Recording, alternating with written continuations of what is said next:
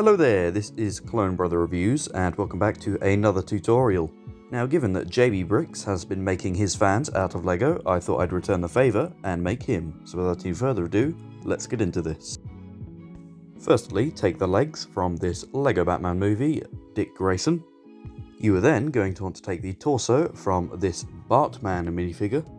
Finally, take the head and hair from this CMF minifigure. If you've done it correctly, your minifigure should now look like this, or something along those lines, so if you need a reference photo, just pause here. Overall, I'm very happy with the way that this minifigure turns out, and I hope that everybody who's watched this video likes it as well. JB Bricks is a great customizer who I aspire to be like one day. Anyway, if you have any requests for any more minifigures that you would like to see me make, feel free to leave a comment down below or reach out to me on my Instagram. If you'd like to watch some more minifigure tutorials, feel free to click on the links which should be on the end screen now. Also, while you're here, if you're not subscribed already, I'd highly recommend you do that. Thanks everybody.